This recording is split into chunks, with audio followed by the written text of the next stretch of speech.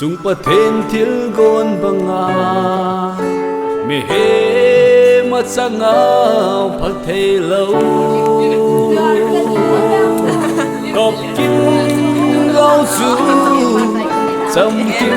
ngao tu nín nang gia li ca chăm kim tai nang lai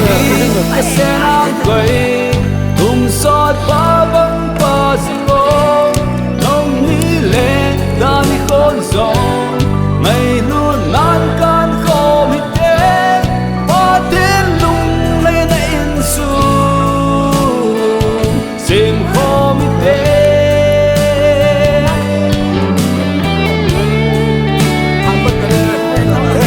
ngày luôn lo sang bên cả đây câu to có xe mi lung lấy xe đi ban zal ca sa ge thì chỉ tu xe mi mấy lút mang về năm nay có xe nang quay cùng sót ba băng ba sông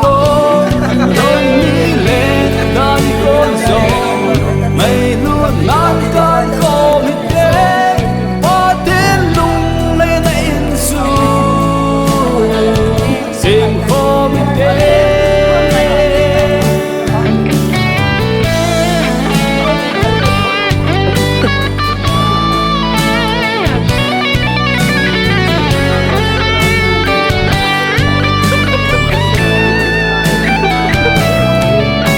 cái tiếc nó cầm tranh hồn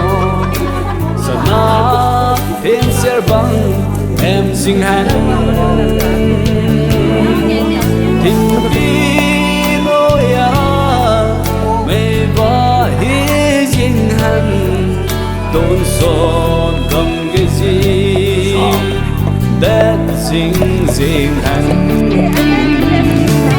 nắng lá hi cái xe nang quay cùng sót ba băng ba sô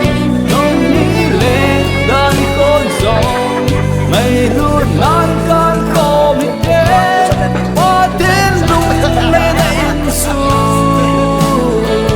sim khô mi tê ba tiên gốc xa hình chỉ kịp sẽ lấy baby hey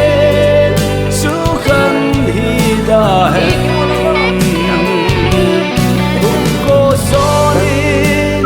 chẳng không gì nghĩ thế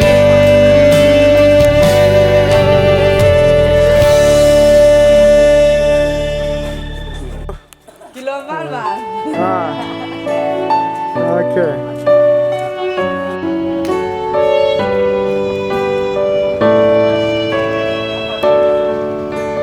tại mình làm lại rồi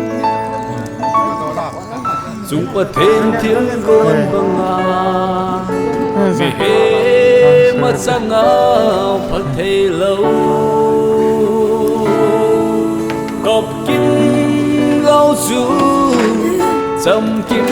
ngao tu nín nang gia li ca chăm kim tai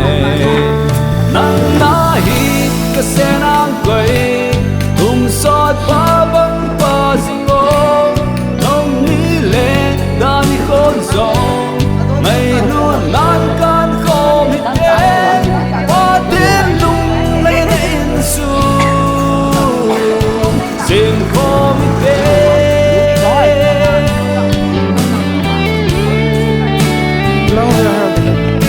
ngày lúc nó sang bên còn đây lệ câu to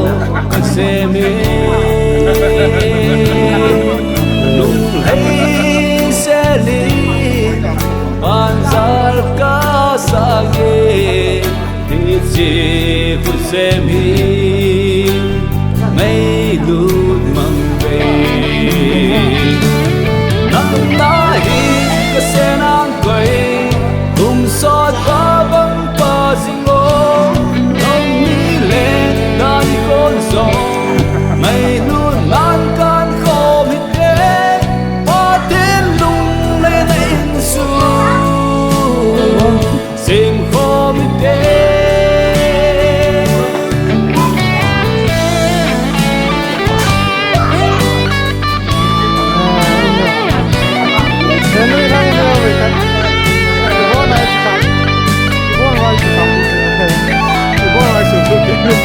cái tiếc nó cầm tranh hò sa na thiên ser băng em sinh hắn hình đi nỗi mê và hi sinh hắn tôn son không cái gì để sinh hắn nắng ta hi cái xe nắng quay cùng sót ba băng ba sinh ô nông mi lên đan khôn giông mây luôn nan can khô mít đế hoa thiên lung lên in su xin khô mít đế ba thiên góc xa hít si kít sẽ lấy baby hey su khăn hi da hen cũng cô son in chẳng không gì nghĩ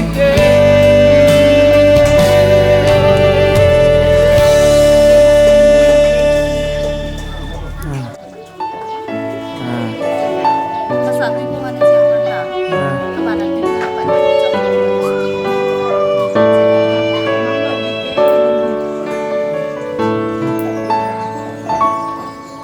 chúng ta thêm thiếu gôn bằng à mẹ hé mắt sang áo phật thầy lâu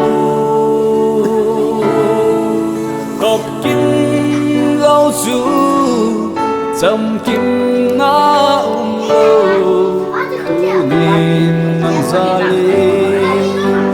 có chăm kim tai nắng na hít cái xe nắng quay cùng sót ba băng ba sinh ô nông mi lên đan khôn giông mây luôn nan can khô mít đế hoa thiên lung lên in su xin khô mít đế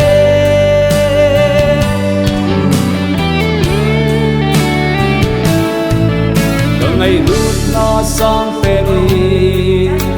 cả nay lệ câu to cả xe mê lung lấy xe linh van zar ca sa ye thì chỉ hút xe mi ngay lúc mang về nắng ta hít cả xe nắng quay cùng sót ba băng ba sinh ô nông mi lên đan khôn giông mây luôn nan can khô mít đế hoa thiên lung lên in su xin khô mít đế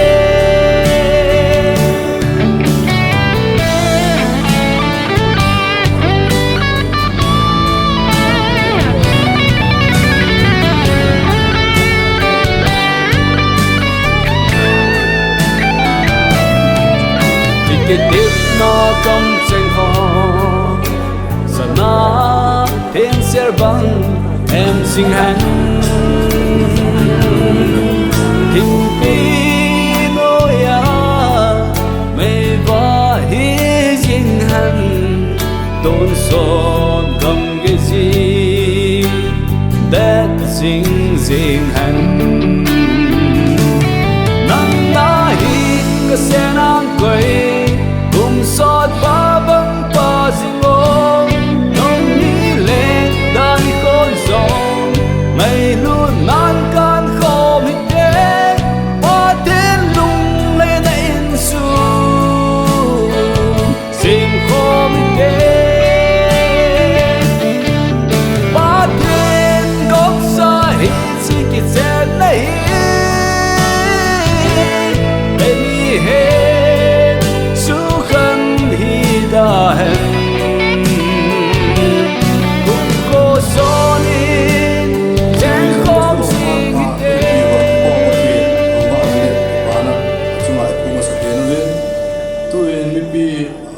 nghĩ bon sa ven an ling hitin obung la number li anung la ang kita din china sa form hite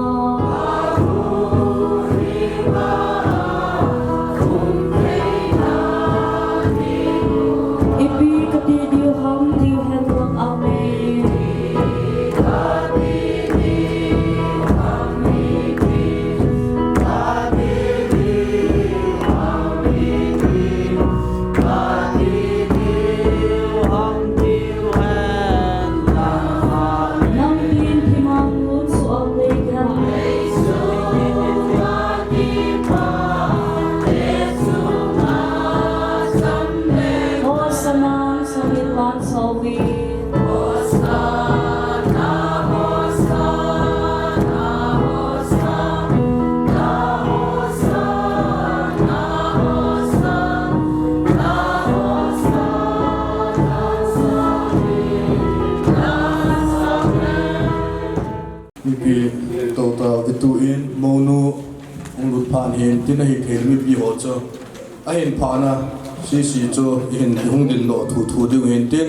tuin monu ong lut dingen ki ko ta ne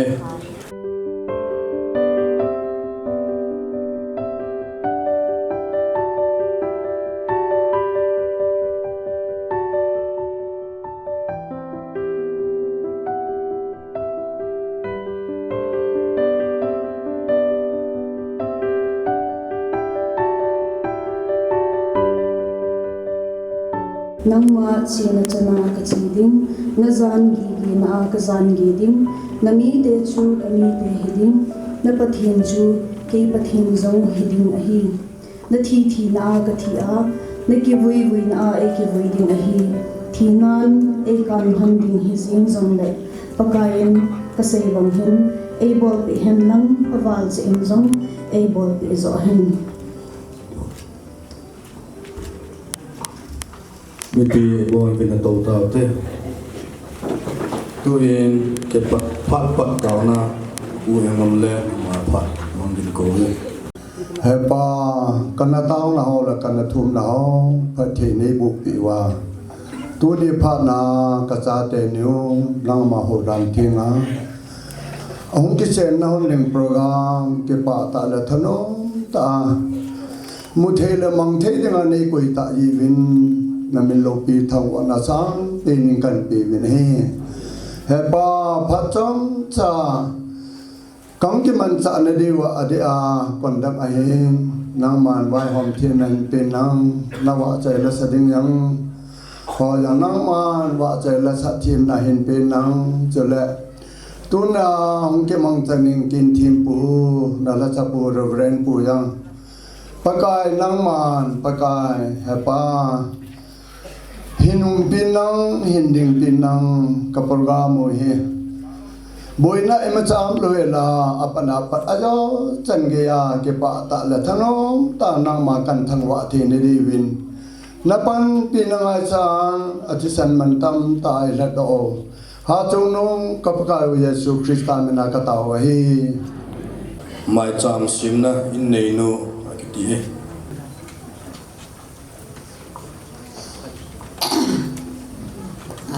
Atin ni lusin hari ngai lun nau kirangin tu ni ha tu ni ka phat ta ai ti mona ulan nau ke kot ti yang pun atin kata buat kai kata pa ya yang ni di si atin mina ka bol ti ji bin yang ka ti pa ni dan kutan Amen. Tu ina ban chal pe vete kin thim pu pha ni ding ai tai ma pha pi ve. Pa lo pi ta em musaw ba pa bathin thang ba nom ta hen. Tu ni pha na hitabang. Pathin ni ni hin kho wa dinga thilgon ai nei pe u. Aban ban sa hin subul na azinei na azong pathin thupi dung zuya. Pathin thilgon dung zuya in sum mi te hoto ki hetua hobung mi te hoto ki hetua kinuk toa in sum ni to kinuk toa nga gol hang hina hamani jong kinuk to hana pathin dei sa dung zuya hitabanga pathin mai cham phunga lop thei dinga kin gon te ho an bol do thei thon se in dunia Maunu le mopa hin in sumi te hozo si chunga pakai minin ki pa thui pongubin e chikin thing ta kin thupi ta mai lop ding le chiteng le hicha chan nei dinga tau pi ding le ki pa pi dinga hong kal sum ho sa zel leveya a pathin la chaw hen lang au sa upa nu le pa pi le pu te hozo se e bon chekevin min la a min thing pen pakai Jesu Christa minin salam kain bolen he Hejekin acal hak teina dingin haubung aku na recommendation haubung aku na seipat na ai lawa hile hitabang kingon muthei dinga phalpi na lekha thot chu ama sapen te in sim do in kating jo ting le aban banin anachalu hitin Pathin tu thing chom cha sei do na hong kinai tin cheu ting le akin langa se ina chal deu hintin chule tuni hin tau pi na ahong hi phale mi pi in tau na ina nei divin ahong ki gongin chido ting le kin thêm bộ phận cho ông cái trai thì cái trận chú bị lý to bằng ông cái họ khen kin thêm bộ kin ông cái ngày diễn ôn độ na cần này mà sẵn hiện tin hầu bung lệ khát thuật họ sim độ na hiện này cái tê Hejang Baptist Church Kenjoy Block Chandel District KBC Gambi number som le thum church recommendation nunga wa nei Lhingneo hau kip hi Hejang wang khoa pu lun pau hau kip le pi lam wa hau kip lai gilga masape na hin ama hi Hejang Baptist Church a member di ta khat a hi na chunga hau bung sunga sin thei ta le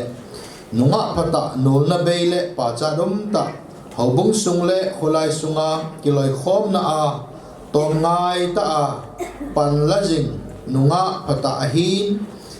chun ama hi dan thinga jinei thei a hi nai ti phot chit nan hi chi phat sei na le kha hi kai pe ve ama biodata cho hi le min ling wa nei ling hau kip pa min hlun kho pau hau kip nu min lam wa hau kip apin kum 18 September sakhat jako somko legu a hi in chela tui lut kum chu April 20 2014 na tui lunin tui lut sa chele Reverend Pau Kho Hang hau kip a hi e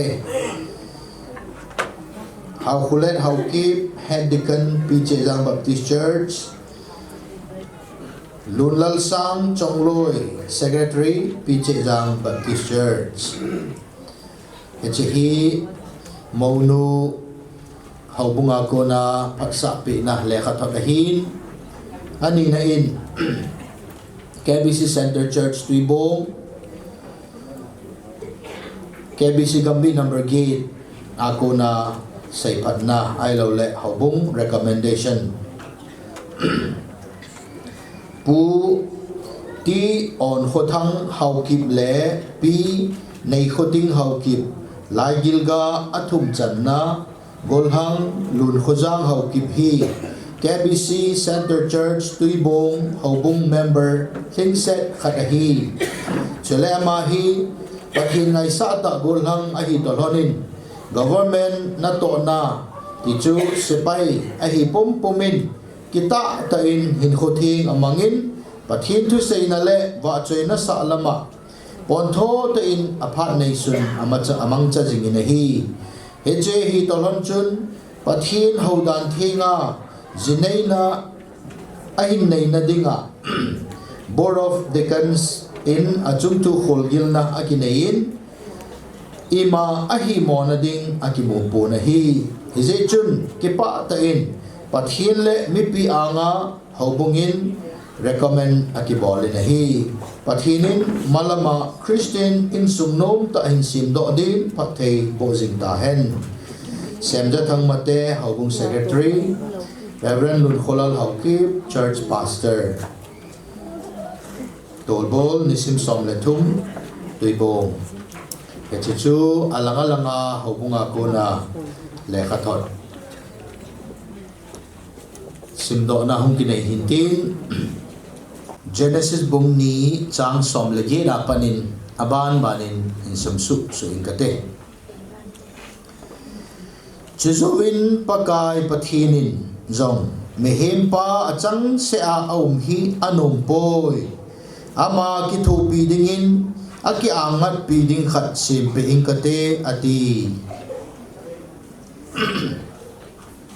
abanin chang som ni lekhat ize chun pakai pathinin mehem pa chu ai mut mil sa in ai mut lan chun anagu khat a he hlan anung chu a phen atum zol pe in chuin pakai pathinin zong mi himpa a kona he la ana gu chun no mai khat asim do in ama nu chu mi himpa hinga chun a hin puilo din a hi e chun mi himpa zong tua kila e che gu hi ke ma gu a ko na hin a vo zang zong ke ma vo zang a ko na hi e ze a chu he che hi no mai ki ti ding a hi e pi ze inem mi ti le ama nu hi pasala ko na kila do a hi ati hiti hi ze a chu min apale anu alha kanga azinu akal cha zo ding azia kol cha zo ding chuting le amani chu phekhat vo khat hilhon ding a hi pathinin atu thing isim do naw pathei bo pi taw hen taw na chom chai nei ka te ngai lu na sang pe na e ngai lu jing jeng wa hing jing ka pau pathin tu ni pha na ena bang kin lo pi ta nang ma nei mu sawa pakai amon azang te ho hung lung te ya kom ta zeun ka ki pon na min thi ta kan tham ban hi pakai pathin tu ni pha ta hin na thu thiang kong keu lim khom na diu hi han lang te la pakai kin thing ta mai kan bol na diu zong le o pakai ke ma ka hi chu teng le naw te ho hi vin ka bon kevin naw ma ka gau thing nei lam kai yun lang pakai boina hasanam lo hela nang mam khompi na ka chanuba tu teng le pakai nang mamin lo pi dop sang na dinga abul phu nei o kisu ta nang mamina abul phu hiya pakai malampi azong nawana na zui to pe theina dingin na gau thing thil bol theina nei le khuwa pakai nang ma in ayumpi zing zing diva na khut thenga hong kilana ayu himpu ka pakayu Jesu Christa mina kong ta hi amen pathin tu thing in sim do na wa ko na chun ni he min khwa dinga pathin thil gon to pi ta imovin thil sim zo se pathin thil bol zo se chunga ki pa na aneya a thil sim zo le thil gon do sa ho chunga aphat ta ve tia ki pa na aban bana hin pun lain aphalo khat aling lo khat abukim lo khat pathin long bukim lo na khat anom tan he chu ipi ham itia ile mi himpa achang se om ding wang hi anom poi apapoi tin pakai pathinin athil sem chunga along kim zep lo na apun na khat se imu he chibo se hi ahi he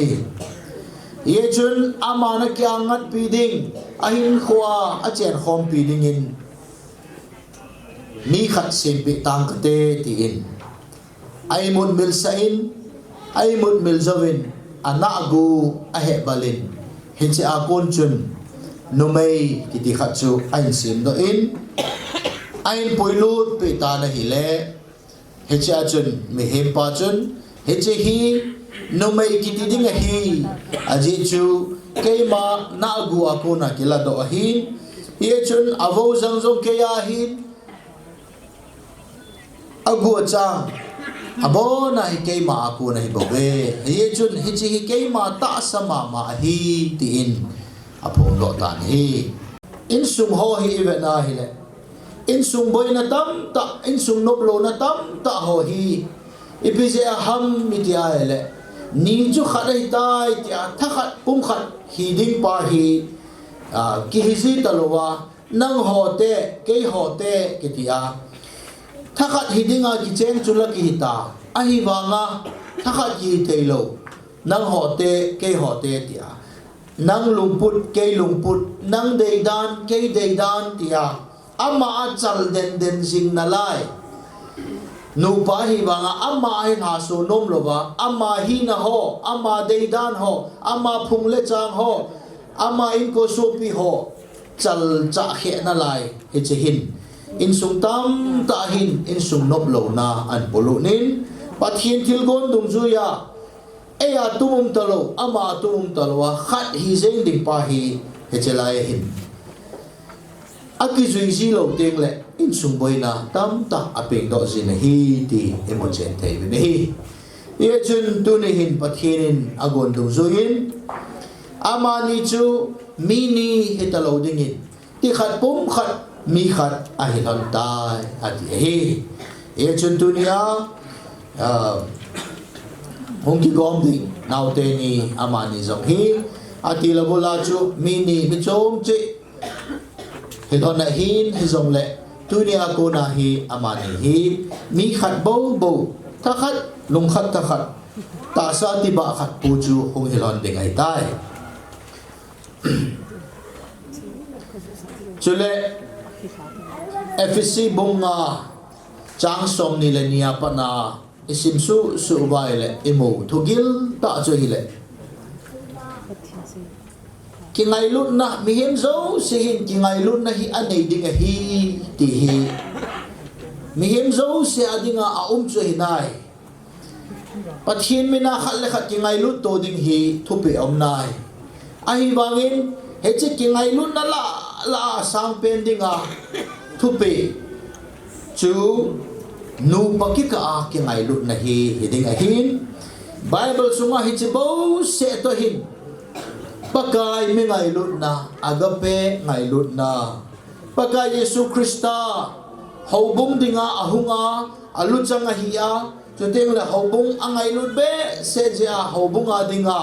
ahin kho chan ge akat doa hobung thing se la om the le dinga athisan asua athisana asok thinga chuteng le aman ahin kho aphal mak cha na hobunga dinga ahin kho kat do bangin hiji to bang che chun ati hi nei nupa ki ka aki ngai lut na ding hi thindang sang a Bible in paka Jesu in ai ngai lut now ai ho achan ngai lut na to hin thildang akite ka pon nupa ki ngai lut ding dan to hin paka Jesu John sete ho adinga ahin ho api do hiji ngai lut na hi akite kai na hi ye chun ngai lut na kiti hi hichan ge a chu nu pakika a hi asang pe na hiding dan chu paka Yesu ai ho khela hong thi ai hat do now to ki ko na hi nu pakika a ki ngai lut nai om ding hi ti in ai thui lo na hi hi chun tu ni hin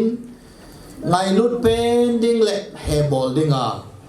chule thil khat se hi bol jeng ding thil khat se hi chin jeng ding a hi ai le he chu thil dang hi lovin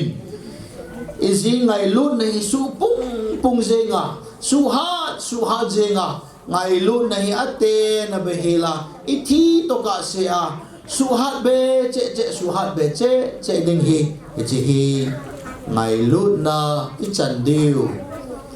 atep te na chu a hi na hi amangom lo hela khang jing zenga Jesu Christan ha ho bung angai lut na chan apha ka sia khang zenga ithi to ko ba khang jing dinga ki ngai lut dinga hi ti hi ai mo sao na hi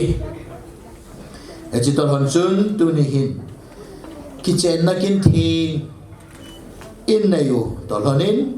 in na yu to lonin tunin mehem khat hin khuwa hi pathin thil gon dung zu ya ban bana kalin so ho he anun nom pe na hin ai ma ni ki gon thu thei chu tunia he che ki chen na pa he hin he che pathin long hai na ta hin gong do khang do ki ti ho hi aman lu dan hi a sei je pe a hin hi khang dong tam ta in ki lem na za chum a se mo bin sumom lo je ham ai lo le pi ham khat je in amo agua anagizam tengole agizam tengole hin athua kiza za ahun in summi te alang in achanu jam do te jong alung hangovin agaw sabovin achapan mil ho jong chu to bang ma chu nomin ai le him le thal to ki thua ki hol to pai je ngoi in sum te ni kinana ki pan pain ông cái phone cái thím vào hay giống lệ anh sung tê cho ghi na trăng bay về kina anan abul pu nahi to te le ki gao sap to nan abul pu nahi he che ki chen na chu phun na le lung han khum nan abul pu nahi hiti ta bang chun au min hi ama wang tunia pathin hodan thinga iden hona pathin in an phu do a hi to han hin pathin hodan thinga ki chen na hita bang ki phut do hi ki pa dan dan chu abul bolin in sumte ni alanga in sumte ni kilung hol to ki ho to na ai nei tawin in ko su pi hinan ki sem to tawin anan ne khomovin ki loi khomovin ki pa thanom te in taw na mang khomovin edition abol hong ki pan ni hi chu zowin ho bong hong long ki nin a ho bong te ni zong ai pi chun an kai gom ki nin no pa pi pu ai lo li pu te koi họ giống sử dụng thì chuẩn lúc này thì thu ra phát triển hiện tạo na có min thu ra phát triển hiện phát thể bộ in hung dâu lâu in dòng gala cô nên phát thể in bộ in cho tiền lệ tu nia chỉ lại một na mi pi hồ phát hiện mi tê lệ kinh thiên pu phát hiện là cha khăn in thì chú khôn ngầm na anh ya tàu bị na anh ya bul pu na hung cái bản định hi chuẩn hi chế hi enjoy gau sam na lung han na ki pan jing ki chen na sang chun heti ta banga ki he thim tu na le phan the ki bo tu na ki ngai lu thu ki sei khom na heti ta bang hi hung ki pan hi nun nom ta le chu teng le wang bo chang ding chu le malam pi ajong ga su ding hi na pa hi ki nem na sata pakai pathina konin imutai ne hi dễ chun tu ni hin tu thiên cái xây độ nào pa pa thiên in pa thề ai bộ biểu hành lăng hệ chế hi to lon chun kinh thiên anapan hitin pakai le mi pi ho ang sunga dunia ki chen dinga hong kong golang hejang lun khojang hi tu teng le nunga Lhingneo và nei ling ai lo nín chu ting le aloi te ni hi lo nín pakai mina không ding do ding in tiệm na kan nei nei mo te ni in mo ding te ni in kal ni ta bang hin ma son hanin lang amazang dewa hong ding ron la chen ki pa min te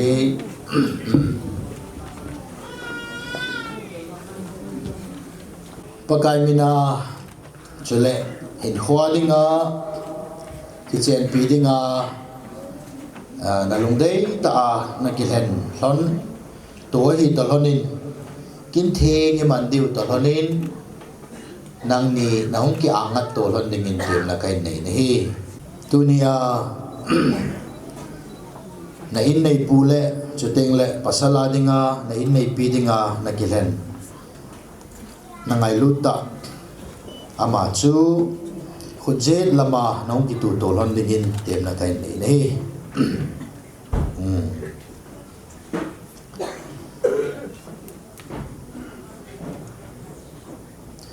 ama sa pen ta in thudo pakai mina mi pi ang sunga lungil ta ko na thudo andon nandon but hon dingin thudo kai nei no min nei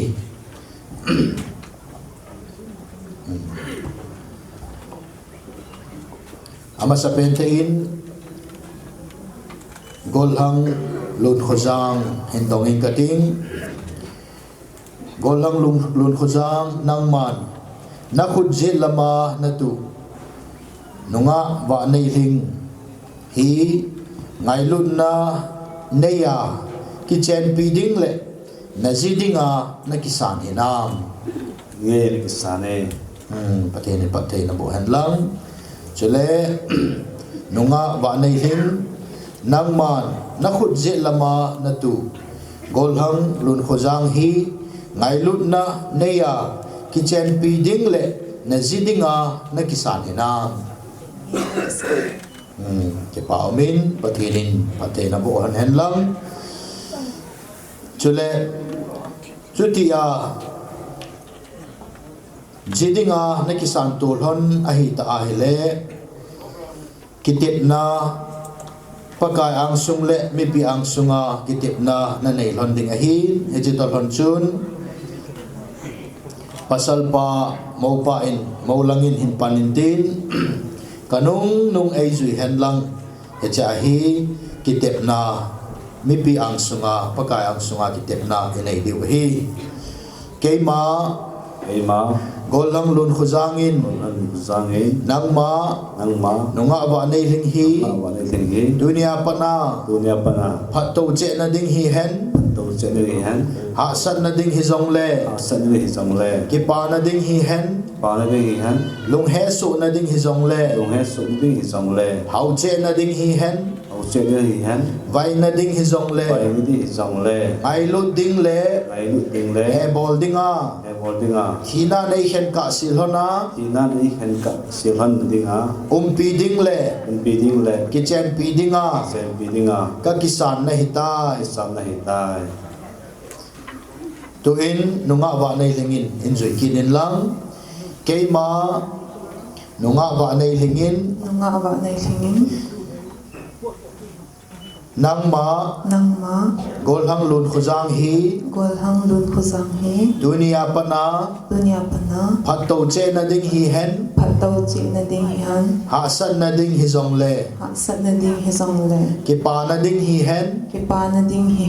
lung he su na ding hi zong le hau che na ding hi hen vai na ding hi zong le ngai lu ding le he bol ding a thinan ei khen ka sil hona pi ding le ki chen pi ding a ka kisan na hitai ke pa min pa pathinin ki tep na nei lon na kisan to na lon pathei bo in tin tu in khan vei hong ki la kang lon in lang khut jem ki bu pi to na phan in nei di wa hin khut jem chu in chilanga enjoy un lang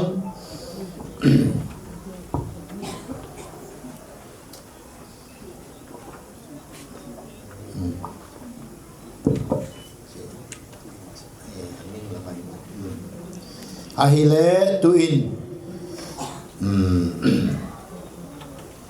khut jem ki bu pi to na hin nei lon in tin na masata in mau langin mau nu khut jem hi bu hin bu pi in tin an bu pi le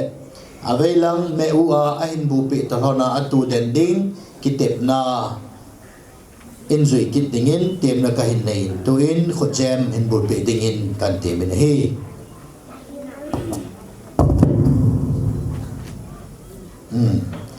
atu den to honin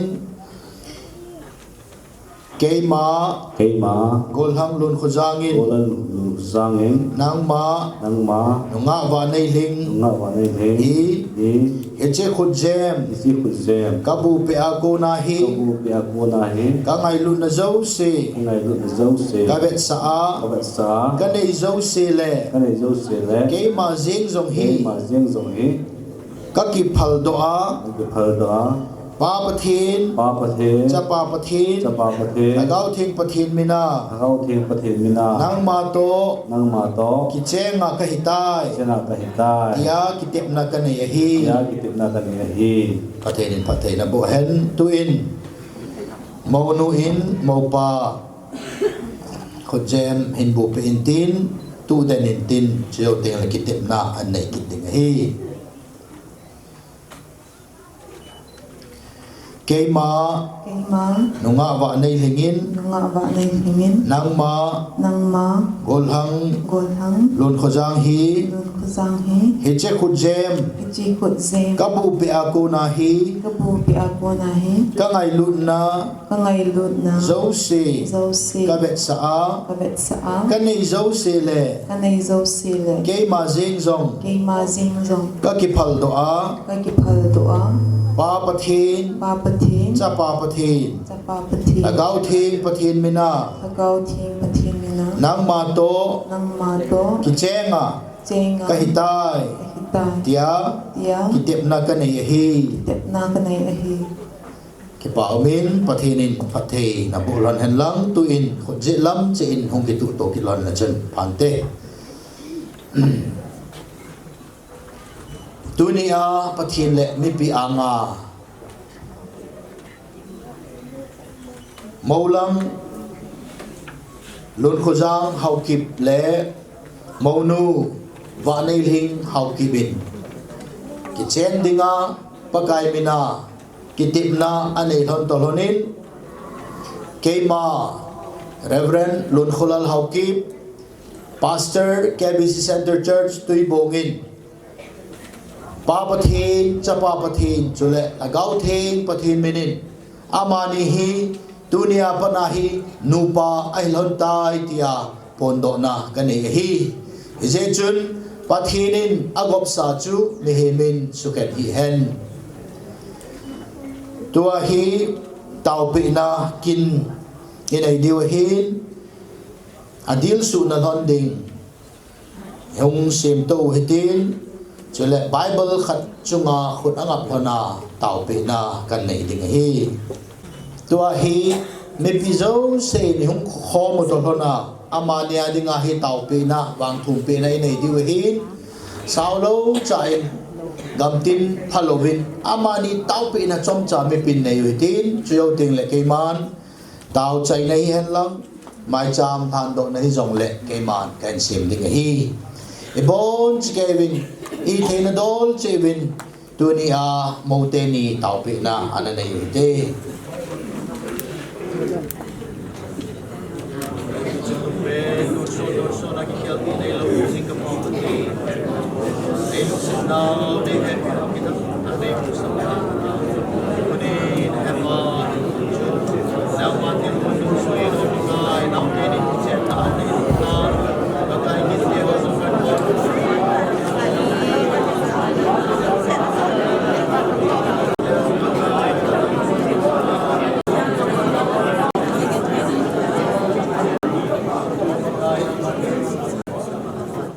Mauteni pakain nang ma patay na bu hen na ching zeng hen pakain na chunga amay wa salva jing hen chule nang ma dingin na lungsit jing hen pakain na chung chang hin ve jing hen lang idi chun nang ma cham na pe jing zeng hen o lo pi chung nung pen ton so na healthy na lo hing jing ka pau pathin eta bang ni lo pi ta nei musa zalun ka ki pau na min thing ta kan thang pau na hi eden hona nang mana na pudo hi che kitchen na te ho hi a thing ta hin paka e che to lon chuno hepa tu ni hin nang man phak thei na bol hon zalin a hin kho kiching tu ma nang ma nga zinga lona te te le paka tu ni azung nang ma phat sa to lona nang sunga ma cham phunga mi pi hole nang ma anga kitchen na le kitip na an nei thel hona kitchen na kin te ho zong kan man thei ta zin hallelujah ka ki po na min thing kan thang bo he o ba kai lu set them tu ni pa ta hin aung ki khom chen nang ma la cha te ho hi te le nu le pa pi le pu ho ka hi vin pa kai loi le gol ho ka hi vin ka bon ske pa kai amani pha thei bo chan na ding kan thum pe ta vin e che to lon chuno pa kai ka thum nau ka tau nau ho zo se nau man gim nam tu bangai san pe wa pa kai me hemin ka ngai char ho malam pia ki ngai lut to na ding dam theina phat theina chale nau hin theina ju teng le on leng ga ma da ki tho khom theina ju teng le pa kai midanga dinga zong ve zui the in sung hi theina missionary in sung Christian in sung hejimuna chu pa kai Jesu Krista lubo hi sing na in sung hong hi sing zeng ding in o pa kai pathin nang man hi chi ki chen nei pa the hin bua na ko theng ta chu na tu hoya na kai hoi sing zeng lon ding in nang ma ko thenga pa kai hi ta ba ki chen na kalan son lul hana nu pa hin khon man lon to lon in pa kai nang ma ko thenga na kai hoi ding in bob sa na pe lut na kai nei hi o pa kai tu ni a mai cham hong ki lui do te ho nang ma khut thenga kan ka don mi he min ka ngai cha zo siu nang man ne su ke in e je to lon chun pa kai nang ma khut thenga amani hin kho ding le malam pi ding ho zo se nang man ne het su ke hi zin nang ma khut thenga hin bob sa nang ma khun thega mai chap te ho jong hin ka na John Selathina kom lai ta wa thi san thei ta il hat do ka pakayu Nazareth Jesus Christamina kaung ta ho hi amen to hin hong ding do kit hanin lang certificate pe do na kan nei ding hin certificate a hi loi te ni in khut hen na signature and ball hon ding hin then che cho yo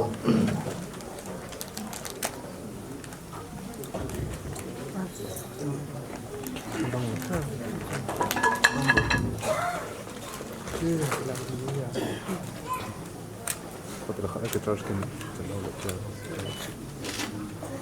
Щось цього відчаю так.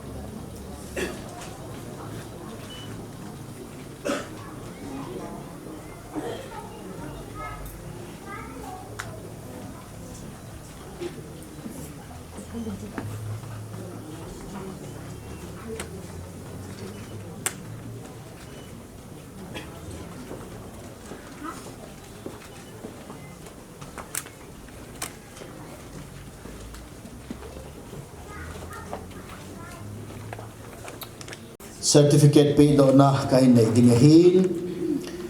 Cookie Baptist Convention marriage certificate. This is to certify that Mr. Lhingneo Haukip, age 37, son of Mr. and Mrs. T. On Khotang Haukip, and Miss Vanailing Haukip, age 26, daughter of Mr. and Mrs. Lhingneo Haukip, were united in holy matrimony on the 13th day of January in the year of our Lord 2023 at KBC Center Church, Tuibong, by Reverend Lhingneo Haukip. Witnesses Sasang Mar of the bridegroom, Lamsi Haukip of the bride. Minister Reverend Lhingneo Haukip. What God has joined together, man must not separate. Matthew chapter 19 verse 6. Hechi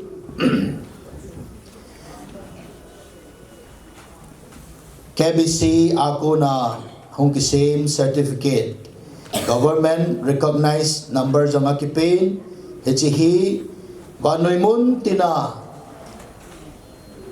Mansa Te Hiding Le. Chuting le kitchen na ta langa apochin dinga hi thing said hi tolonin kaiman tunipa ta hin nauteni Lhingneo hin chuting la wa nei ling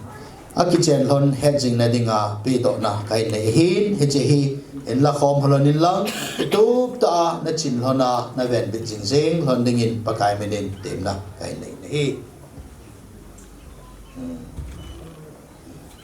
patay na bolan hen patay na bolan hen hecha chu tunia kinthing phat iman naw hong hintin aban chu conductor pa ko na ipitaw ni ai to pitaw le ki pa min te ki pa men tuni hun lo kinthing chai ta ven ki chip be se oven khat ve ki pa khom piu ki pa ne khoi jun piu sim bo ven khat ve khot na beng su ke te pain aban sa le tin tua hi program hi phan hin thum zom zin ke mai ko ka hin ko dung zan hong du hin tin tu in holina pha na hen ka zo wa choila sorry wa choila BYD ho am ho pha na pi te tu la kan sama sang win pha chang khai ka man no men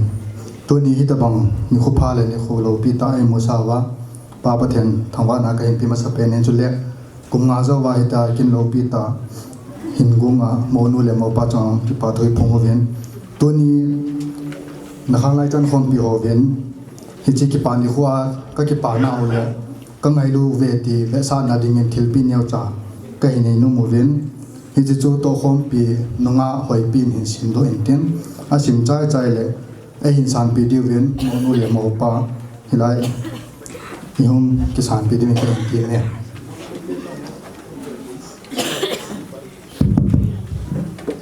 KBC Center Church Tuibong Gambi number 8 ngai lu thil pi golhang lun khuzang ho ki pathin ho dan thing a na zunei na ding a hin na khanglai chan khom pi hon ka hin ki pa pi uvin Christian in sung nom hin sim to te ding in ka hin haw ve pathin in nang len in sung mi te phathai na bu sing taw he that KBC Center Church Tuibong 13 January 2023 Reverend Lun Khulal Hau Kip Church Pastor Khaimin Lun Buite Youth Secretary Pauve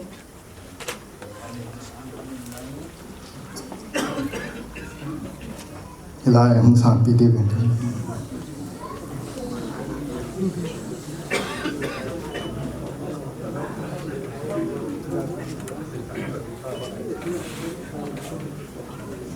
aban le la kan sa sung wa yang mo nu le mo pa ni din pi di ven ka hin tim ki do ve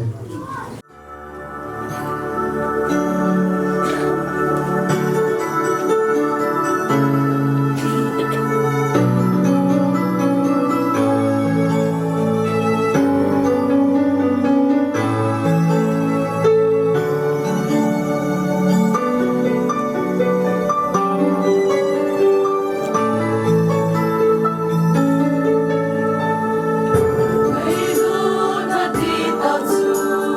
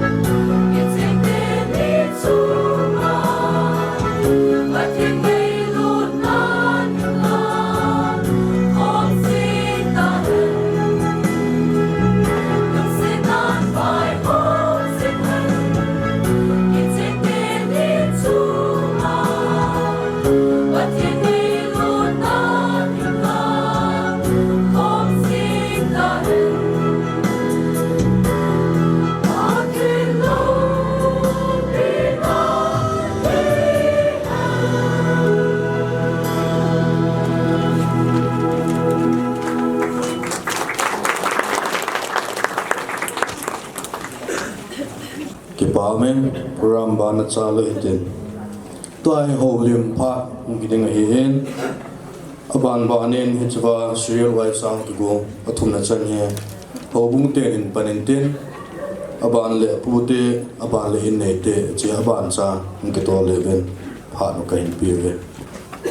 so pite o uni ni fu he kum ke pat ai to ke lonen adea Tuibong KBC Center Church ho bumi te adinga ha changpa ki pa na kum he ai chu golang ya yang nen kum ki pat nin he ta bang kholang khang hoi ta an bolin mabana yang agolan chan pi ho anunga chan pi hon jang he ta bang ki pa ni khoi mabana anram diwi adeo umi ten ka kin na la ka tik na he ki pam le ing ya yang chunga ya tu pa ya yang he tu lai kham tha go la ho de nga example phata he ma he Samuel tabong he ma he Samuel bonga ama yang he pathen na nga apa jo se en ko mangahin sipe apan wanga double sipe he mai khani government sipe in khani pakai sipe he sipe apan namuna yang asipe pan pi aloi pai tam ta he alagaw hin ko ama ya la hong ki sim pha wa hong ki sim tha wa ata sa hin ko hong ki sim pha wa ya na min krista hin na an ki sa na he ama ya la he suti ya le ho ina umalo ho uang ke mang tamalo wa muncho ma mi to na ko wa ita chu tao na ane ya tao na jang amai pathina man cha tao na jang ye ama ko na adam yang tam ta me ti tunin ama ni ko yin ka sei ro num ne aba na nuwa Lhingneo jang ye mi wang pha he ita bang golang Samuel tabang golang pha golang kitu adam sama inni pudinga akelen khae ama mi wang pha ka tinu me ama jangi nunga la ataw an aji dinga taw mi te ka tinu me ne aji dinga pathena na taw mi ya pathene he tabang pathen mi golang pata ape ti ka sei do no me ne chamcha ke pathu kan se lai chan chuin tin ho bumi te yang golang yang ni ka ke pa piwin kai nu wen chela akhang lai chan pi ho jang in amai ai ma ma wen tu chung gol wa an bor jang hi khang lai chan pi ho ke pa piwin na satan asuna ya nai lo wen so se wa abol wen hi ti chun to ding tham ding yo se ti chun thanong tan panala wen agol pao ngai lu ne ya len e chun tu chung khang lai ho chung yang ho bung mi de kan but on yang khang lai ho chung a ho bung than len ki pa thu kan phung wen he ho bung sunga he kilon na kan ne wen golang nunga koi tabang golwa golha bola ma le dang ka sang som nia he ke thu pina pe ding ti he ho bung rislo san ane hi dung yu yin tu nin yang golang ya yang en ho bung dang thinga ki pa ta golwa an bol yin ho bung hi me mission te hin department na men hin women hin judain ke tho kho min eti chun dang ka sang som ni kan bung ni chi golang ya yang en la ai ni piding ti tao te aki bom yo eta yin amanin hu ding don ten ho bung minin ki pa tan samon di chi sars pa sol punin pi do pi la ki pa min te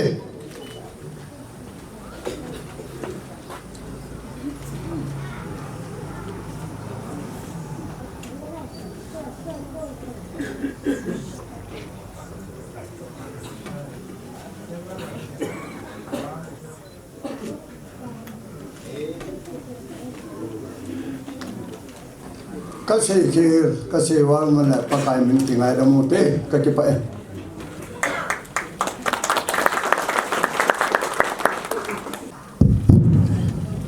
amasan yaum ta asal pa hin evangelist so hin Tuibong hobung mi te nei ben tun ai chala ding thia kom jin hita bang phat phai pe pa pathi amasan kan thang ban he phat ko lu masangin ka se nom tham kha de ka se nom kha chu tu ni kong lu da hobung mi te hon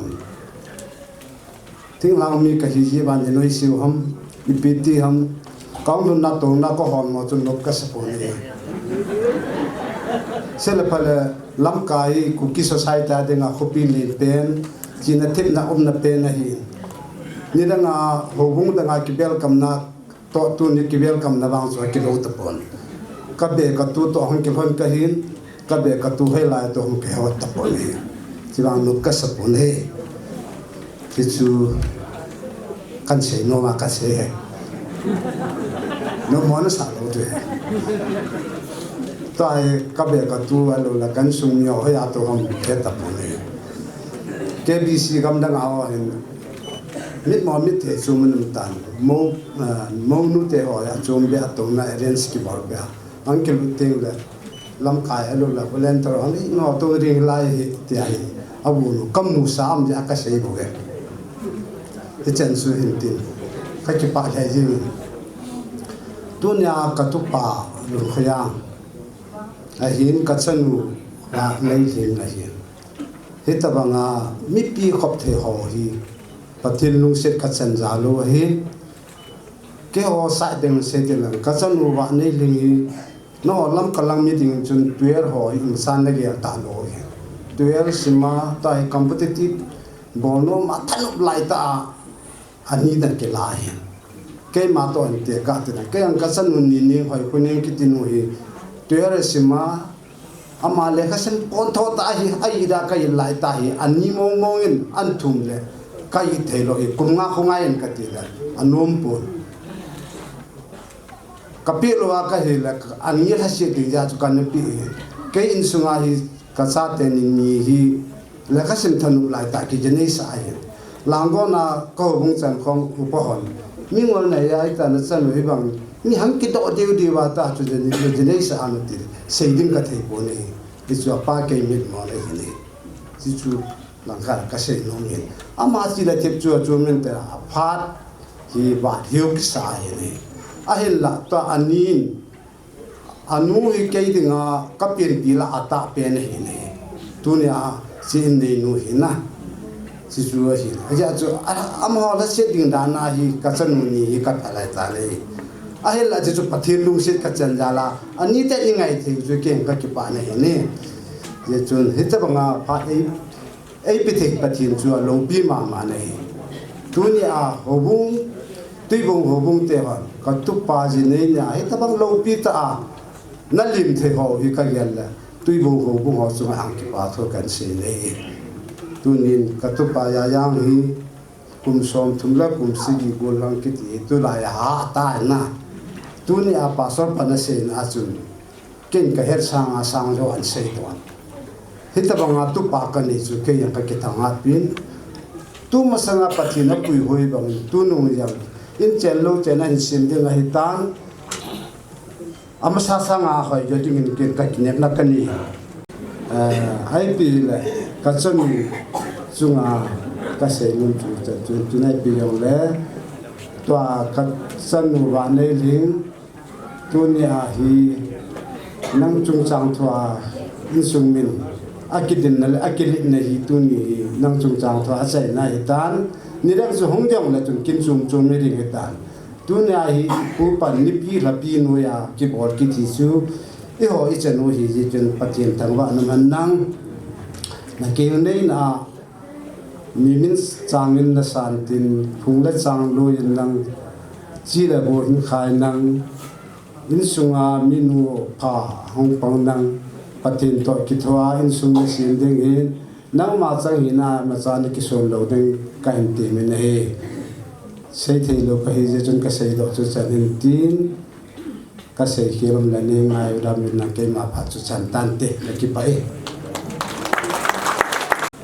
masapenin hetawang phat hoi ta ei mu sa ei pau pathin thangwa na ka hin pi in sule pakaya jana chang di bread mo yong kamu in evangelist ho ai in amo ho jong he kamu the jin achunga ki pa thu ka hin phunge ama sapena ka hin sei nom chele hichilaya kin ka bolo hi ipi a ki bol ham ti hi a he ho hi ipi ham ti hi mi adong atamin ki ho hi tui kung ka hi win thing hang a hi in a he ho hin na he diu a hi in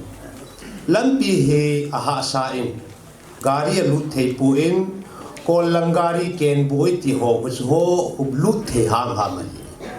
ai le hut hit abong kin lo pi bol na ringa chu gari chi na thei lo chu ya ka in sunga ka ki hawal ka boyo a hi ya chu hichilang yong chu I ho bung ve ve KBC ki hi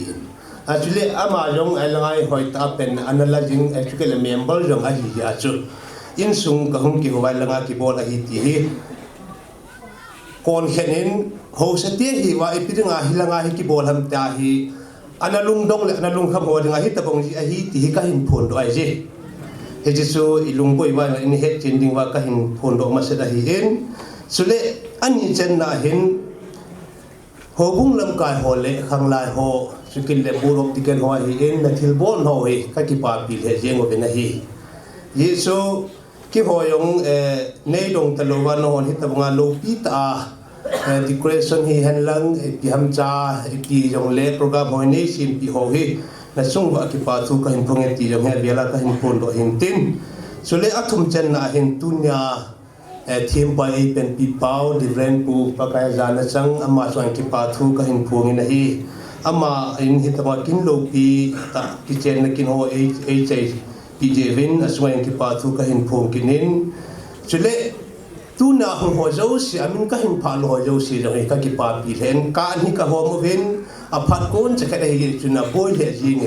mi hi ipidinga ka mul ipida nei pilam ti atam ma ma jing ke man ka za na changa jong ka la phone na ki het tu the chuna ki het tu in a hung the chen hung vin ta ki sei mi tam pi ka na la ka mu lo hung jong au min ule na so pi gole pai te ho ka mulova hunga ngei lu na yala hu ho zo se swai na bon chunga ki pa tu ka hin phonge chule a chei na hin ken jong ki pa thu ju ka shaitan ayong a chei na ka sei nom khat chu ka ki pa a hi wangin thu chen ki se a hi wang ki ta diam khat wang zo au min na a ji chu hi che ho ku he ho bung chen khom pi ke bi si a hi ja ju ka se ai ji germa nan ne hi win lang hi che Lhingneo cha cha hi en I het dingo chukit le etu masanga yong inasi pidingwa ka de ka sei no min hi ta banga hin min kin a hin bol ta hi a hi le hi che program hoi hoi ta hu bung I boi piding wa hi tu chunga hi ki hon ka boi pi wa hi en hi so wa hi board of the hon nan na gel wa hi so hi a hi na thei chana hu bung phate cha pen ila ding wa koi ma som hi lo ya KBC ka hi ya chu KBC ma ma hi ya chu ka sei pi hi che wa hi mun dang dangai ki nai le en hit ta nga ki bol ho hi ho bu ma boi pi in reception a chun hi pi ka se ya hi le na hon na ki boi pi chom ta chu ki nil ben honin ai dong hit ta bong ki na ki bol ho bu hin boi pi a phai ti chom cha ka se ka ki pai và chơi la sading nu nei nu mate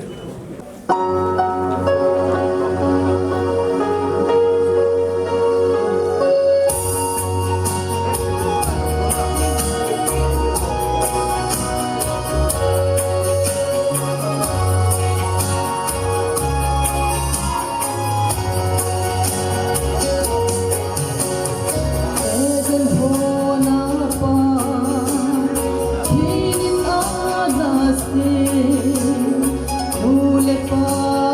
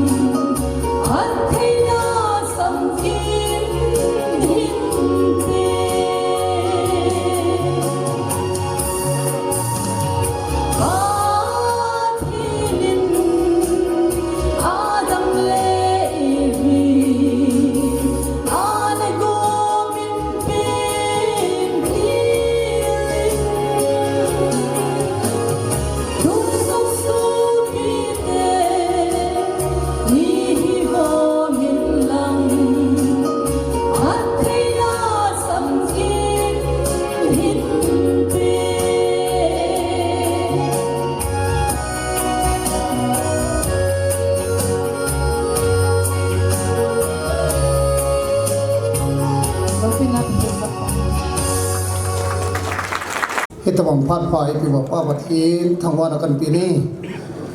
ปะกายพัดในอันสัมอุตขัดไปปะกายพายกติละพัดโจเซนกติละปะกายพาย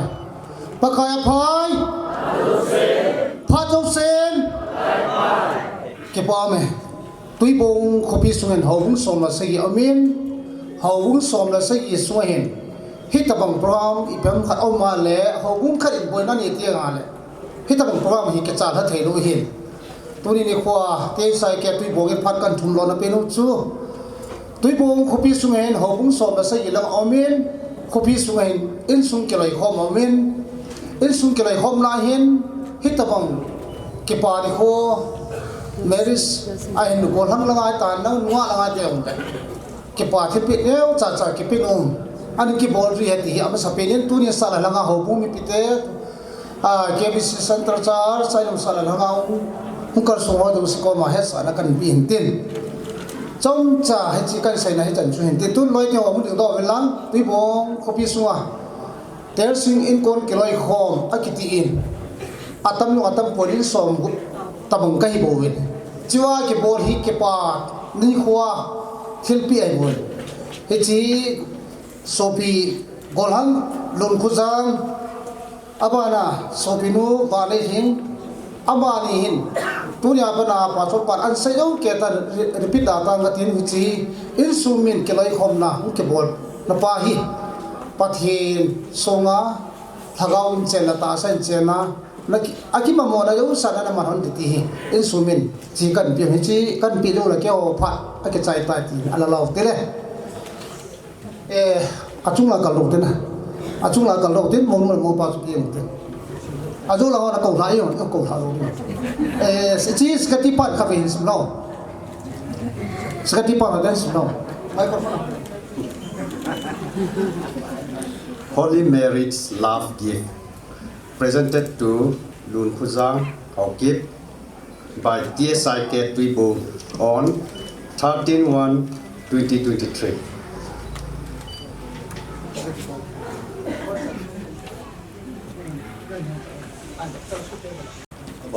Abana pha lohon da no to bang he ki pa ne kho he ki pa thu se hoten ki pa thil pi pi hoten tu ina banen wa chula singin pa betar ngam sei he ko ven ama hom ki chaile ki pa thu sei na pu jang ho tu thang be pa ma pha tu de ka gel pha lo ben tu ni ho hin Hejang lin sumi ten adida ke adinga he ni he dang ja saluta e ko hola awa chaila sadinga tu nya in min pha ai ama sa pen ke ka ki pa in ama ho jong ki pa thu kan se in ama ho jan pathin ka thang ba nahi kan sa do ding he le ama ni hi dam sunga ki ngai ta ki cheng khom ni ta jen ama ni se ki ngai lu cross ngai lu ma hin khom mang dinga ka de sa yi chun kin ka ngai lu cross lu chu he jo sak pa kan sa dei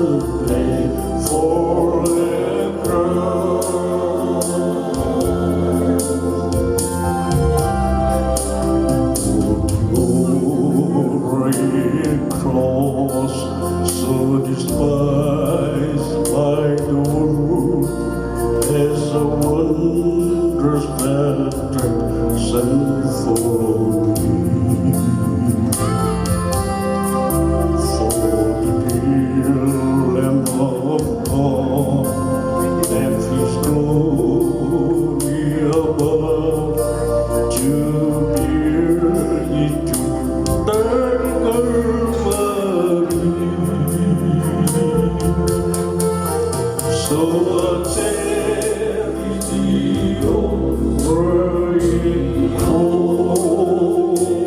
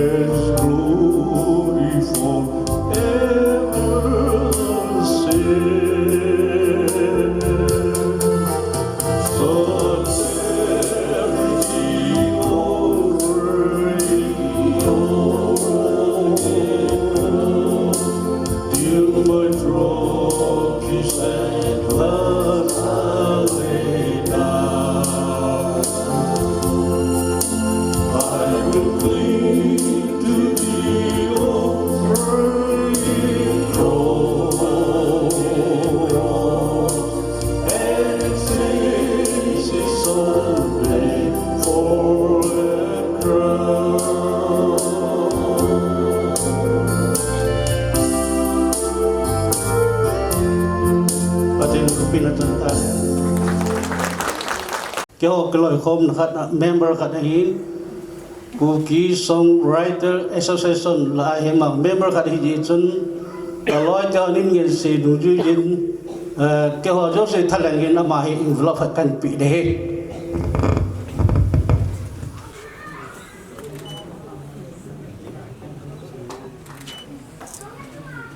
mô pa unit ho in part na in thum ven am ho part ana pe ma saw te mô pa unit ho pa lun khozang pa so pa ni ko pi pa sak te tan ten ma pa lun khozang unit te ai ex serviceman le serving to hong ki tho ding ke wa ki pa et sak na in thil pe khat neu chakat ka pinu mo je ka thu gen sunga hin nu te kha lawan ping ding teo kha hong choi lang ji tuni hong ki khom thei te la ka hin phone ki contact thei te chau hong ki contact ko chamin hong sim thang ka tin ex subidar honorary captaincy pau khulun ke ka he ex subidar pau khulun kip gen ama he yung pik theipo chun subidar thangboy tu boy ama sem lai he subidar thiên min lut sem lai he subidar lalboy gangte ama he sem lai hi wa subidar kai kholal subidar ne jaw te he ma hi ni tom na lai hi wa chun ex holdar pau za hau ne thong ngam sem lai holdar lam kho sat chun ex holdar limit hang ex holdar hau khen pau le sipai ke tilal ye hung lang je hil thil pik neu cha ka ping ka tin je ka program ki china he jing dingin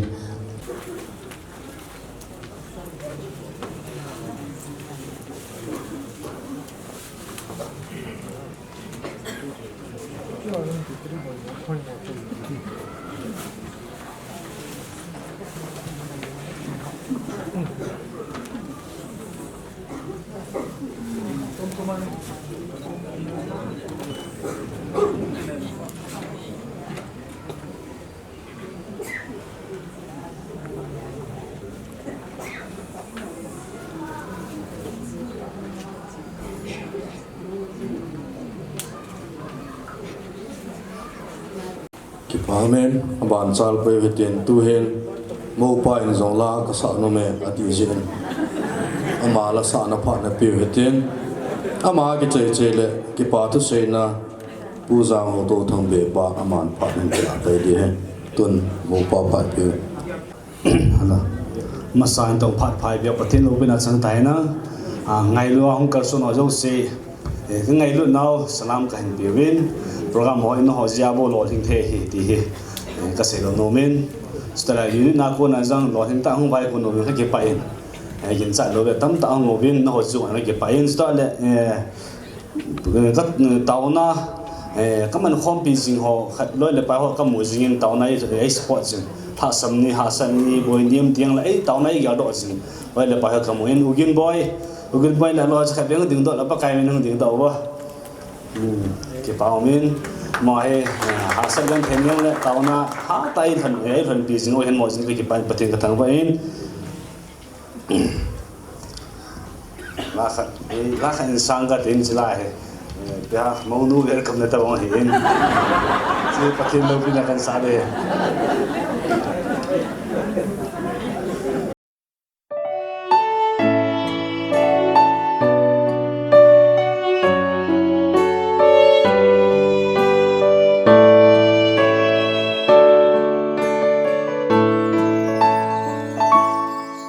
Chung pathen thil gon banga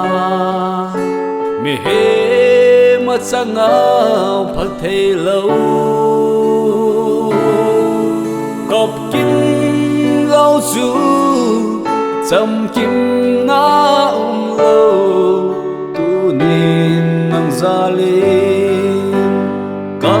chăm kim tai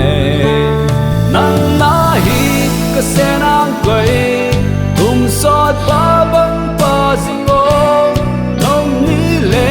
da ni khôn zong ngày luôn nan can khom hít thế qua tiếng lung lên in su sim khom hít thế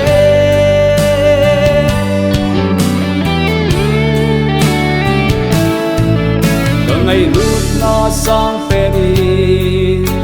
cả nay lệ câu to cả xe mê lung lấy xe linh ban zar ka sa ye thì chỉ khut xe mi ngày luôn mang về nắng na hi ka xe nang quay tum sot ba bang pa zingo nong ni le da ni khôn zong ngày luôn nan can khom hít thế qua tiếng lung lên in su sim khom hít thế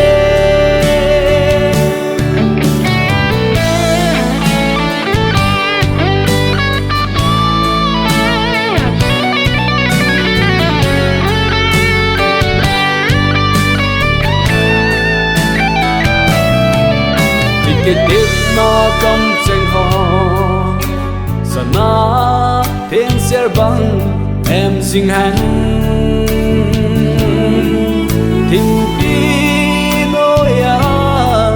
mây va hi dinh hắn tôn son cầm cái gì đất dinh dinh hắn nắng na hi cái xe nang quay tum sot ba bang pa zingo nong ni le da ni khôn zong ngày luôn nan can khom hít thế qua tiếng lung lên in su sim khom hít thế ba thiên góc xa hít chỉ kít sen này baby hey da hen cũng có gió nên chẳng không gì như thế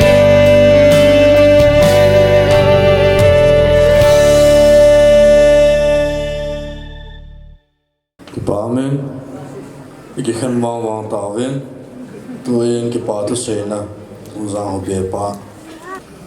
cái bà mình bắt thiên phát pha đâm na pha epi mình tôi đi khu in the gel part level program an kyo teng le pathin phai sa pi bin pilai hobung sunga atunia kachapau le kachanu ki gop na dinga hen hobung ti hon pram ne gun ho i taw nak pathin sangin tuin ni khuwa apha ta mang the ya pram ti ho chai thiam ta ji bin phar hoi phak phai gun pi pau pathin thangwala kan pin he borok theng si pa jang ho tâu thân cái tiêu amai Christmas la ha sa be sen a o an heaven tu chân gen o a so nai bon hi le nin khe ra tia hi ta hi pa jang ho man kai de tan hi kamin chu jang ho mangin ki pa thon se de he amma spend pen in tu ni kin in e the now hilai mo na kachapao mi pi masanga ang to wa pastor pa in kin theng an to the nahi koi ji ham ti hi kan se no men kapu teo chi jang te amo khan khon nei za la hi in kau nu hi achanu a hi in achanu ka thumo le amon jong ai thei pon ja kapuna se bangsun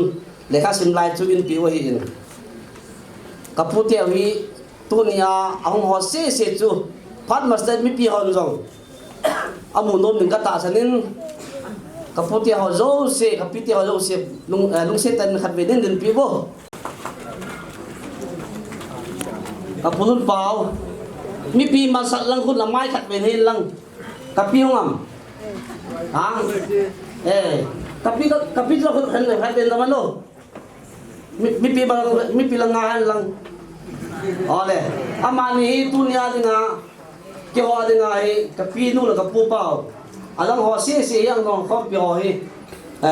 ke patene to pi ki tawo amo khan khun nei jai tu na hi ke ho mo nei thi ka hi win bila puti ho zo si chunga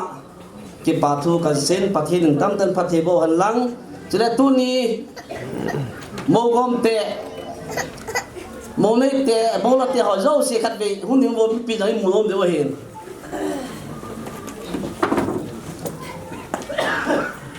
chila chun adang ho si to wen lang Hejang nu la pa khat em ni ding da lo chilo ta na ang to ang pa yo tan ve bo smart ta ngi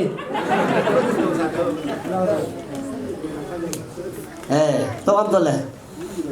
tu ni mo la ten ni amaya nin abana tu ni kin go jang le han kin thêm pu tong ding pa pastor pa am lo le kin chil thilo hi ji chun pastor pa in jang kin in to ha pitavin ama chunga ke pa thu sevin chule program ki go ma hin conduct mo puna lenin conduct in program tol to ma hele program ju no mo jing a hi chun tunia puthang min len aman jang conduct thêm tan an tolin tam lo ka in program ti ho hi ki chai am tai ama to ke pa thu sevin pathin tam tan pathe bo an lang abana pathin ho lhatsa tang ho zo si tunia ho zo si chunga ke pa thu insumite on kan sevin abana ho sa upa ho zo si chunga jong ke pa thu kan sevin hilai muna hobung lam kai borop de kan ho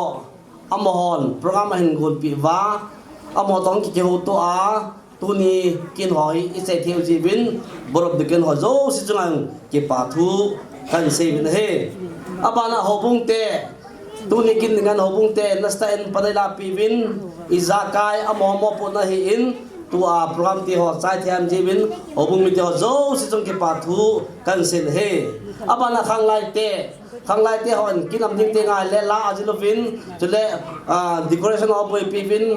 amo pon ho zo siu kilom ta HPG bin chule la ngai ta SPG bin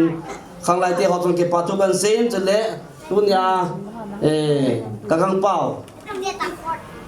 ama yang kang Peter Jim Rip ithiu amho group cho hinma tunya la ngai ta SPG bin ama chung ke patu kan sevin chule naya gamla hungo zo si tu ni kina ngai du le la hong kar sung ho ni ko tha poi mo ta me nan senova sumle pa nan senova elai muna ki ho kina ka chapao jidei na kina na hong jivin naya gamla hungo zo si chunga insumiten ke pa thu se jo lo kan phong ne he chule ong keu ke hilova ngai du le la thilpi hin pi ho zo si na bon chau chunga ki pa thu kan sevin nani danga la sen na chunga wa pathin ale tam ten lo dingin pathe hin bo han ti insumite o ka taw na he chule to ai ki khen lo le hen insumite hen tu nin en kong ka sem no movin ong ho zo si en ki ne sale các cái sản đây vàng này chúng ta giấu tập bộ mình thì dòng lẽ ngày lúc này là không có dấu gì chỉ cần làm tiền lẽ trả lẽ nè thì cái anh xem mình trả giống hậu mình thì họ bị viên tuy ta ở mỗi hiện tâm lôi hum lôi hình xe na ông mà hiện cho nên trả còn số cái tiền ô cho nên nè thì dòng tuy ta nè thì dòng như tuy cái xem mỗi hiện bakery first mong ho ka so wa ka si bo hi ji chun i khan ting wa le bon cha vin cha le le thi nei don pi vin lang nei ne pi so ke vin ki pa lai lang ngo zo si adelo adon lo ba ki le lo vin ne so kêu tin con so kêu te ti zu in sumite tang tang na he a chai na dinga hin tuni kin thempu etopio pastor pa in sumite en thilpi kanei no mobin pastor pa lungse te thong ding han lang in sumite en ngadu thilpi pe binge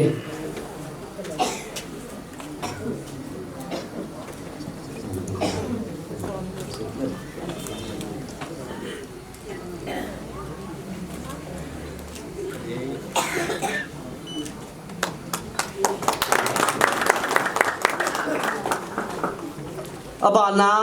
hobung te hi thilpe kanei no mobin chi hobung langa ala theding khat borok degan hola khat pen ngon lang chi hi ingla pyo la ki pa min ti heu lang pyo chi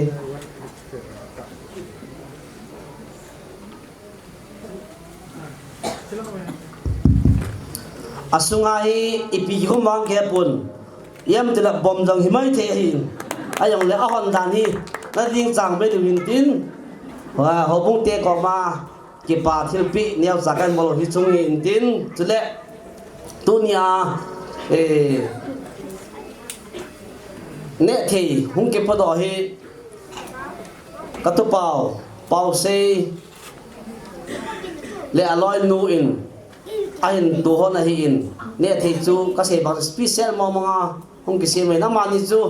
lungse ten khat ve in bila ki pa men te to pa se le aloi nu loham amani je ki pa be na pe mo mo ke be le pute ngai lu le ala man jong sumla pa tam ta se nga ne thi in to pi jibin amani jo ke pa thu in sumna ka sevin pathen tam tan pathe bo na no e ju hong in tin pi ong le tu ni kin man nawa ki pa thu kan se ne ka chu hin tin mi min ya se khil se vam le ki ngai da mo tibin ka se leng la am jong le a se tai ti in ne la pi so ke devin ngai dam ka in thu min e bon cha vin pathen pathe e bu ta han ka pe mi pi hon hoi tan ngai wen lang gari number MNO62B 2810 eco van to MNO1X 9028 car hin tu ni lampi buai tai ti ju ven nu sit ten khuin sunga toim khawa le i be tol lo de ven ek sa na kai ne tu in mi pi bon ven dengo hitin kelha do na le chu do na ta na pu hem pa ho ke man mo pi de chu ki khan na tan te Orang sitin kahinnaw la kadamnaw hijing kapatino. Nalungse na kasangawin tuni ni Huhin Hejang la Lhingneo. Hau dan thiang a kitchen na ding program insumite na himbun ulut dungzizan dikan bon ho ho mi pite hon ko gun ho. Nikho kan hon ba phatte ho jo se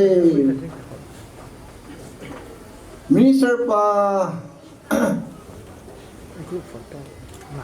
nan man cha a hitabong phan ho chai thaya kom je win chi ho jo sen na mi lung se na mi ko tu na kamu na hi ti kamu je in pa na ki pa tu kan se ni kin thiang ho ka to ding ho lo se ka tong min ka se di wa lom se kan se ta win o ko pati ichim ki chai nong ki kan do lang pa cha don khom na in ten an gom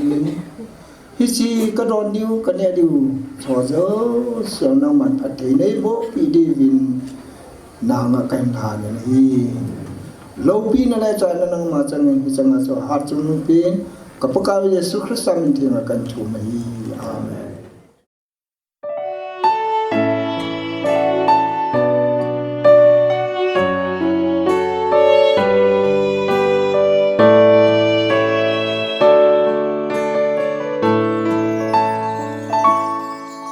Chung pathen thil gon banga me he ma changa phal thei lo cop kim lo chu cham kim na lo tu nin nang zalin ka chim tai nang na hi ka sen ang quay tum sot ba bang pa zingo nong ni le da mi khôn zong mây luôn nan can khom hít đế ba tiếng lung lên in su sim khom hít đế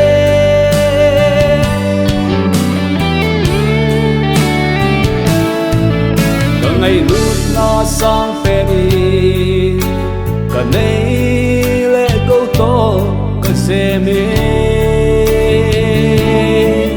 lung lấy xe linh bàn giao cả sa ghê thì chỉ của xe mi ngày lúc mang về nắng na hi cả xe nang quay sot ba bang pa zingo nong ni le na ni kon zong mai luôn nan can khom hít đế ba tiếng lung lên na in su sim khom hít đế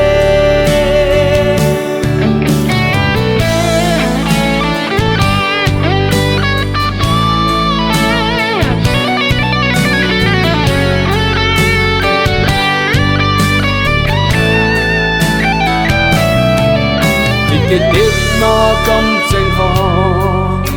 sa na thiên ser băng em sinh hắn thình pi nôi à mây va hi sinh hắn tôn son cầm cái gì tết sinh hắn nắng na hi cái xe nang quay sot ba bang pa zingo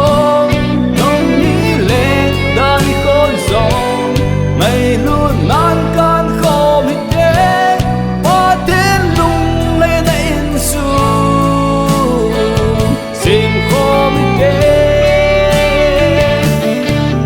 ba tiếng góc xa hít si kít sen na hi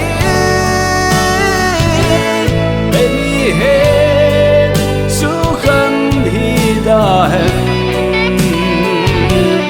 cũng có gió nên chẳng không gì hít đế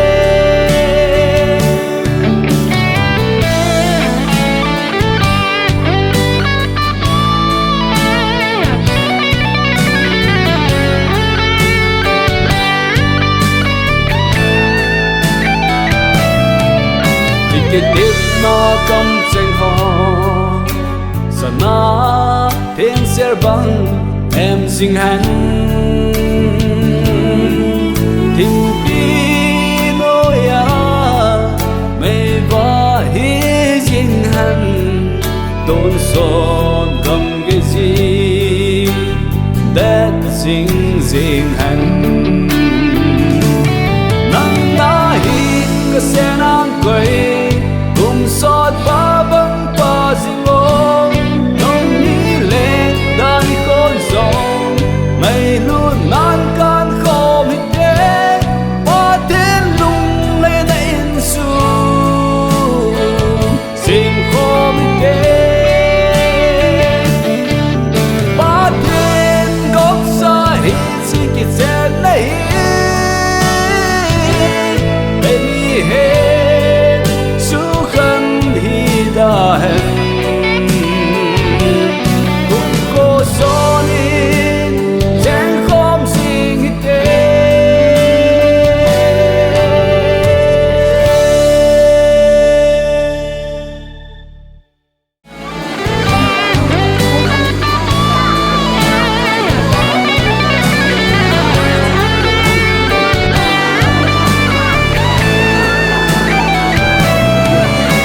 cái tết nó cầm tranh hò